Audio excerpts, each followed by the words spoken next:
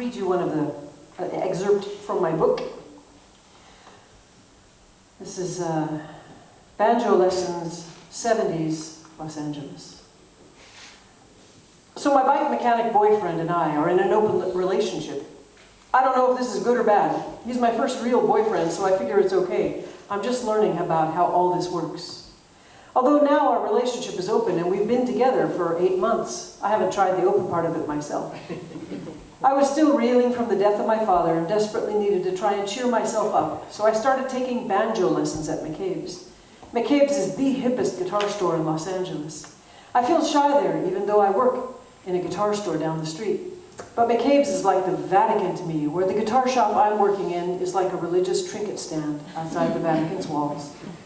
At McCabe's, they have concerts in the back room and rooms upstairs where anyone can take lessons in just about any abstruse folk musical instrument in existence. So I get to take banjo lessons up in one of those rooms from a man who's a master banjo player. I bring him strawberries and practice like mad to show my gratitude that he concedes to teach me, a neophyte 16-year-old. Most weeks he is patient and kind, but some weeks he is so hyper that he can't sit still or focus on anything. Things with a bike mechanic are going okay, but I find I'm getting attracted to my banjo teacher.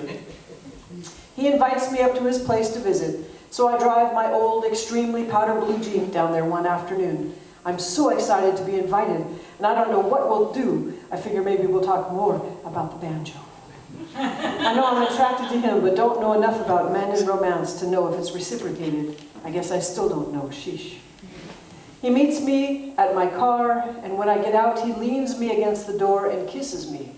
I feel my knees start to buckle. I've never been kissed like that before. Soft, giving lips in front of a strong, masculine body. He takes me up to his little garage-top apartment. It's like viewing a monk's life where the religion is bluegrass. Everything is stripped back to the bare essentials in order to give him all the time he needed for his music. His possessions consist of 2 extremely rare old banjos, a brass bed with a handmade quilt, an expensive reel-to-reel tape recorder, Dr. Bronner's Pure Peppermint Castile soap with all the nutty religious writing on the label, a mason jar to drink water out of, nothing else. We make love on the bed, then have a shower with the peppermint soap. Don't get it on your genitals, ouch. Then a drink of water from the mason jar, and then another of those mind-bending kisses against my Jeep, and I'm off. I didn't see him again for 6 years. I felt like a vital part had been removed from my life. In the intervening time, he took the banjo to places it had never been before musically. The further he took it, the more his audience diminished. People wanted Foggy Mountain Breakdown. He had his own foggy breakdown, yet kept coming back, the phoenix from the ashes, stronger each time. He got a job playing banjo in Japan at a bluegrass theme park. They called him the Happy Banjo Boy, which is far from the truth. He was lonely there and hardly a boy. He started writing letters to me. They were literate and funny and beautiful. It was a side of him I'd never seen. We got to know each other in an almost Victorian way through writing letters.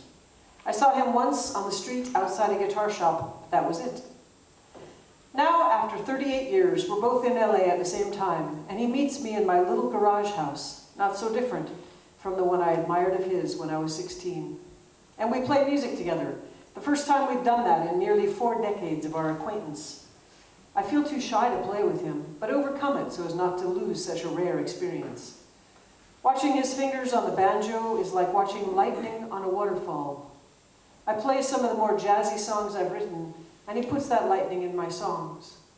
He asks about one called In Your Darkened Room.